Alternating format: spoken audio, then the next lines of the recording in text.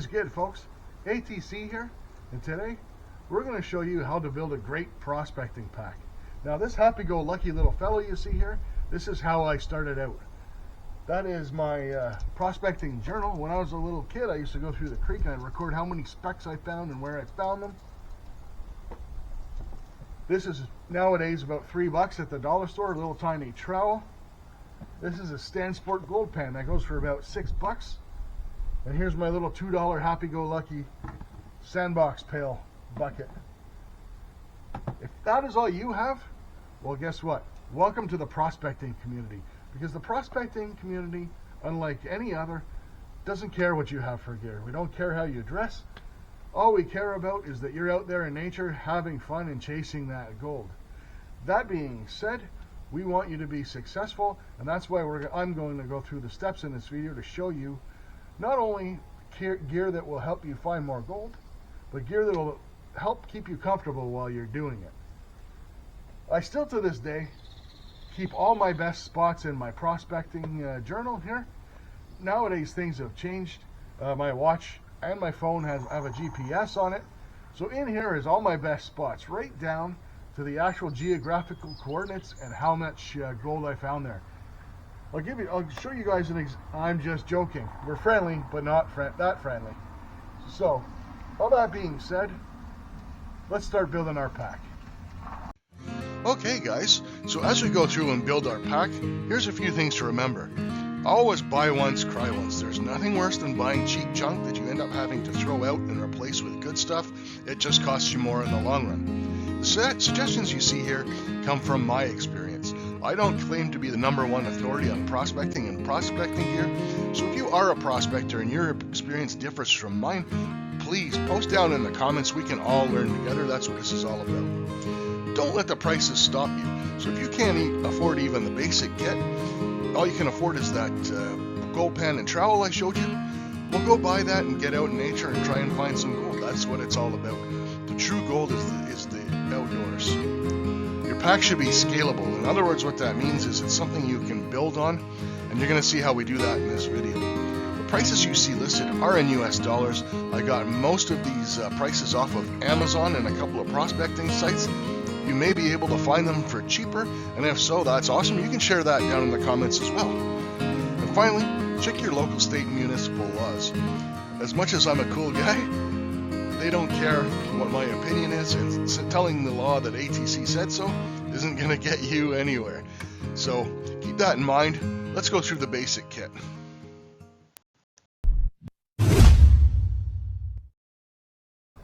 Alright folks, so right here I have what I consider to be the basic kit. So we start off, we've got, this is a masonry hammer. You use it like a pick. I prefer to use a masonry hammer. A pick has a pointed end on it, as opposed to this, which has that flat end. I can't tell you how many times I've used a pick hammer, and I've broken that point off. So I find these masonry hammers much better, much more durable. They're also handy if you meet a bad guy in the bush for beating them into submission. Secondly, we have our crevicing tool. Now this is actually a gardening tool. It's called a crack weeder. Not to be confused with a crack dealer. This is a crack weeder. This is fantastic for getting in those little crevices and cracks inside the rock, and for separating pieces of decaying bedrock, stuff like that. Then you have your hand trowel for digging. Obviously, when you're first starting out, I highly suggest, rather than going in the creek, you go alongside the creek. When the waters recede after the spring flood, that's the perfect place to start looking for gold. And it's going to really train your eyes on what to look for when you become more advanced. After that, we have our prospector scoop. So you don't really need one of these when you're starting, but I highly suggest it. It really makes the experience more enjoyable, because along with your trowel here, when you're picking that dirt up, you can pick a lot more if you use the two of them, almost like chopstick shovels, and then scoop your dirt into your pail, which of course the 5-gallon pail is your next piece of gear in your basic kit. So this is handy. It can actually help carry all the rest of your gear, but also if you're all alongside the river and you're not along a place where you have really good area to pan, you shovel your dirt into your 5-gallon pail and go to your panning location. Now, Another thing to make your experience more comfortable, knee pads. Get yourself a good set of knee pads. Don't get the dollar store cheapies. You'll be thankful in the long run you did. And also, if you get yourself in a deliverance type situation and you're in the bush and there's some bad guys there and your hammer didn't work, these knee pads might come in handy. Now, the most important piece of kit is your panning kit. Now, my personal preference is the Minelab Pro Gold kit, and I'm going to tell you why. It comes with a really good snuffer bottle. Snuffer bottles are the most underrated piece of gold panning kit out there. Never, ever buy a cheap snuffer bottle. A, you will lose gold around the edges. B, if the plastic isn't high enough quality, it's too flexible and it doesn't create a good suction. That's really frustrating trying to pick your gold up. It also comes with a small finishing pan, which is very handy, especially when you're first starting out. If you want to do some gold pay dirt, for example, this is the perfect size pan for that. It comes with a nice 15-inch pan, good size riffles. It comes in blue. I really like blue. Green is good as well. So if you don't want to go with the Minelab kit, two other kits that I'll suggest that are very popular, the Garrett kit. The Garrett Super Sluice is pretty much the go-to standard pan for your large pan. I prefer Minelab only because I prefer the blue, and I like the classifier that it comes with. So it comes with this half-inch classifier, but it has these hex holes, and it has these two really nice handles. It makes classifying in your bucket a breeze. And the nice thing with this kit as well, if you don't have a backpack to start off with, well, they give you this little pack. So all of your equipment, your gold pan and everything, fits in that pack. And later on down the road, and we'll show you later, when you get to a bigger pack and you carry more equipment, this actually is long enough with these long straps that it actually fits over the top. You'll notice that my prospecting scoop has a carabiner on it. That's because on my big pack, I carry my prospecting scoop on the outside of the pack along with this kit, because it's very important that when you're traveling in a new area and you want to prospect, that you do a lot of sample panning. And if all your stuff is buried inside your big pack and you've got to dig it out every time, it's just not the way to go. So this way, with this kit, with your prospecting scoop on the outside of your pack, you're good to go. So let's do a summary on this, and then we'll move along. So here's a video illustrating why I don't think black pans are the way to go. As you can see here, I'm separating those black sands away from the gold, and I have a really, really nice contrast of that black sand against that blue pan. That gives me instant feedback to know that my panning technique is working, and it makes it a lot easier to separate those sands, which is really, to be honest, the hardest part of gold panning. Really need to have either that blue or green pan to give you that contrast to help you be successful. Alrighty then, so there's my idea of what a basic kit should look like. All in, you're looking at about 120 bucks. And as mentioned earlier, this doesn't get you inside the creek or the river. This gets you along the outsides, digging for that gold that's from receding floods. It's a fantastic way to get started. It's how I got started. And you can even save some of that money. You might have a hand trowel kicking around the house from gardening. I've used an old claw hammer instead of a masonry hammer to loosen up dirt. You could ditch the prospector scoop and just use your trowel if you had to. You probably already have a 5-gallon pail too. But that being said, the whole idea is if you're going to buy these things, these are the things you want to have on hand for your kit to make sure that you're comfortable and you're enjoying the hobby. Now, the next level, we're going to get right into the creek and we're going to start moving some serious dirt, and that's the intermediate kit. So let's take a look at that.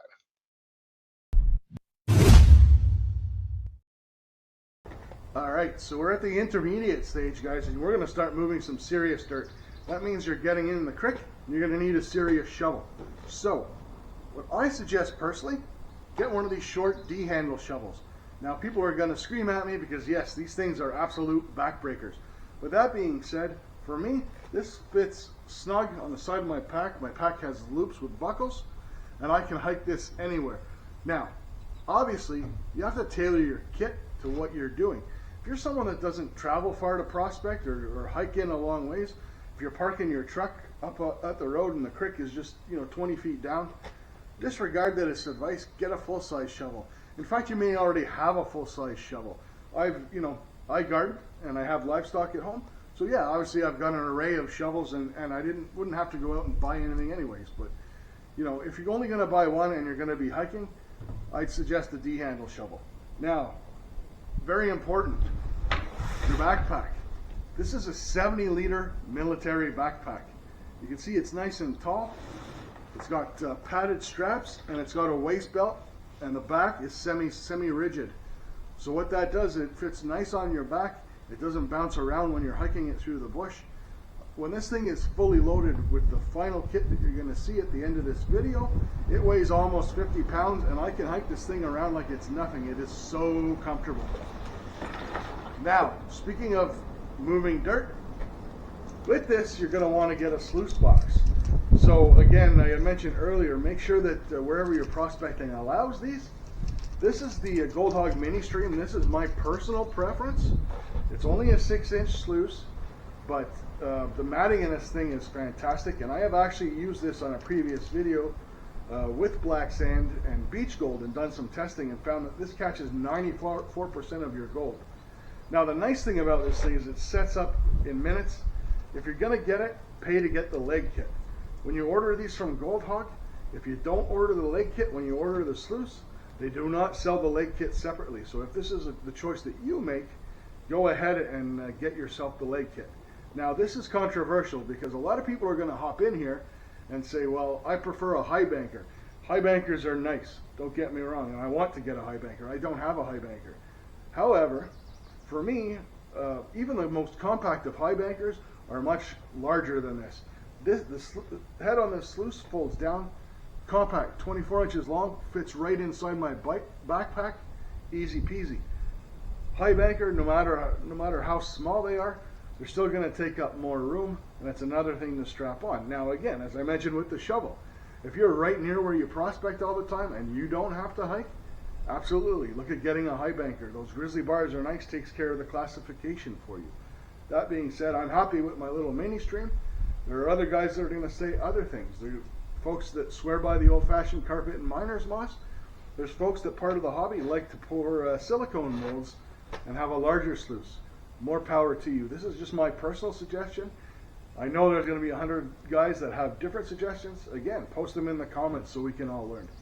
And finally, the last piece of the intermediate kit is this little baby bucket. And what this fits nice inside the 5-gallon pail that we had earlier. And what this is for is to carry along all the cons that come from your sluice mats when you do your cleanups. So with that being said, there's your intermediate kit. Let's take a look at what that'll run you. And here I am heading out prospecting, wearing the very pack that we've created in this video so far. And there you go, folks. Now you're moving some real dirt. You've got your mini stream sluice, you've got your military style backpack to hold everything, and not only that, all the gear that you're going to see in this video will fit into this pack, and that's what I meant by scalability. You've got your shovel for loading up that sluice, and you got your small pail so you can take your mat out of your sluice and have something to bring your concentrates home in. Now we're playing with fire. The total for this kit is $336.09, and that's just from the prices I was able to find. And keep in mind, as I mentioned, scalability, that $336 includes everything that you saw back in the basic pack. So that's everything that I've mentioned so far in this video. So let's move some super wicked dirt and get automated and move to the advanced kit.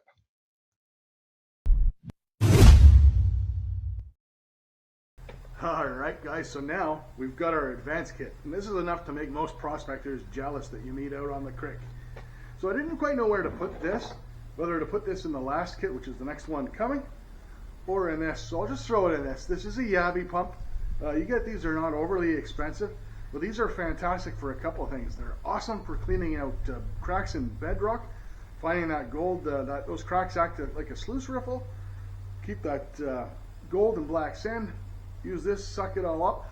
Also, if you go prospecting in areas where a lot of prospectors that may not have one of these have dug a hole, these are really, really handy for high grading other prospectors' holes where they got to the bottom and they were too lazy to fill them in. I like to run into those with my Yabby pump, suck out the contents of the bottom, and run them through the sluice. So, speaking of running things through a sluice, this is where things get pretty intense. This is my kind of favorite part of sluicing, actually. So this is a pump kit. You get these really cheap on Amazon. It's 1100 GPH. You get the pump and the hose and the battery clips, all comes together. Not expensive. And this is my favorite sluice head, and I've tried a lot of them. I even have the one that you can order with the Gold Hog. I don't like it at all compared to this. This is the Flower Gold Wizard's Smooth Water Sluice Head. You have to get a hold of him through his channel or his Patreon or what have you. His email is actually on his channel to get one of these. But these are the absolute smoothest sluice heads going, and they are so easy to run and install. So they have these little clips on the bottom. You can see I've already got it clamped. I'm going to be running this weekend. Very, very simple. It's got those clips on the bottom. It just slides on, and that's not going anywhere. You plug your pump into your battery with the pump in the water, obviously, and away you go. Now, speaking of batteries, these things have changed prospecting forever.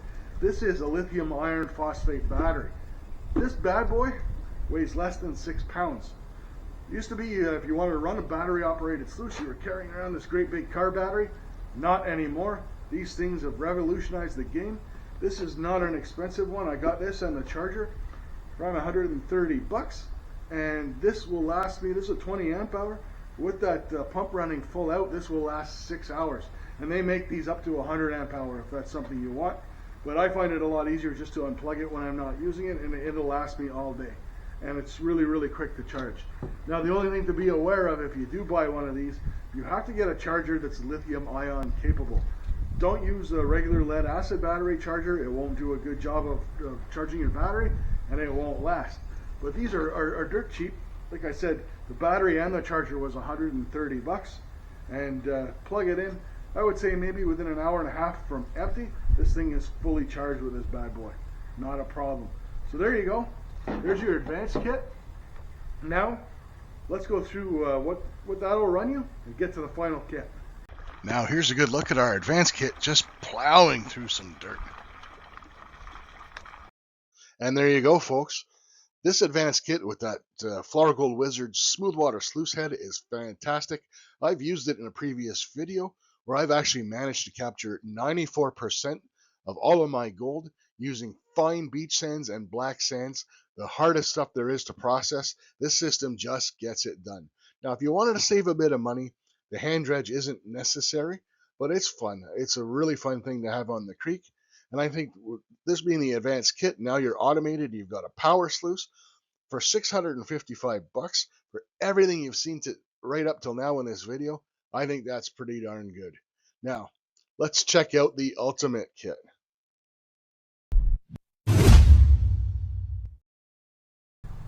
Alright guys, so that brings us to the ultimate kit. So this kit for me is what I use to try and get every last micro spec I possibly can. I have run this very setup in one of my videos and had almost a 99% capture rate. And being that it's small and it all fits in my pack, I think that's absolutely fantastic. So to start off, I started off with one of these, and I'm going to tell you what this is. This is actually a little, you could call it a kiddie pool. It's actually called a whelping pool. So it's actually made for dogs, but it is watertight, and it's got a drain plug here on the bottom. So what you do is you set this up, you put a bucket in the middle bit of it, one of your small buckets, and you run your sluice into that. And that allows you to recirculate. Your pump sits in the pool and you're constantly recirculating. So when you're at, say you're beach mining where you have to recirculate, or if you're a place like BC where you have to recirculate or build a tailings pond, you can do that with this setup and not have to worry about it. Now, with this comes my second sluice. Now this gives me an extra 16 inches of capture. This is the Dream Mat Trek sluice. I've actually run this on its own. With that Flower Gold Wizard Smooth Water Head, this can actually act as a cleanup sluice, and I'm going to be doing that shortly in a video to show you guys. But this has the micro matting in it. As you can see, the matting is very, very small and tight. So you run your gold through your Gold Hog first, down through your Dream Mat. Like I said, extra 16 inches of capture. And with that second bucket you have here, geez, I mean the military should actually harness the power that holds two of these buckets together. They can make an awesome weapon. But anyways, with your second bucket, when your first bucket gets full of tailings, you pull it out of your whelping pool, put the second one in place, pour the tailings out and just keep going. Fantastic, fantastic little setup. Now, I know when you go to the beach, these guys have mile-long sluices, but with a 98-99% capture rate with this little system right here, I'll give up that 1%, A, for the lightweight, B for the ease of setup, because you know what, if they're prospecting is a numbers game. If these guys are spending an hour setting up and tearing down their sluice versus my 10 minutes, that extra 50 minutes of runtime is going to get me a lot more gold than that extra percentage ever will. That being said, again, this is my personal preference. A high banker with an extension would be great on the beach as well. But there you go. That's my ultimate setup. Now here it is. It's running and it's ready to accept some dirt, plow through it, and create some beautiful sluice cons. And there you go, folks. There's the ultimate kit. You got your DreamMat Trek sluice with your leg kit, so you can set that up anywhere. Doubles as a cleanup sluice with the FGW smooth water. You got your whelping pool to create that recirculating system, and to actually collapse and fold down flat in your pack, which is great. And coupled with a couple of those small pails, we already had one earlier in one of the other kits. The second one will let you change them out on the fly. You've got an awesome recirculating system.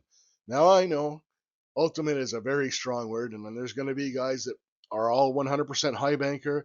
There's going to be guys that want to set up that massive long sluice on the beach that NASA can see from space. I mean, more power to you. Again, everyone's a little bit different. This is just my personal opinion. Now, let's just look at a few items that you can have at home that are going to make your prospecting experience a little bit more pleasurable.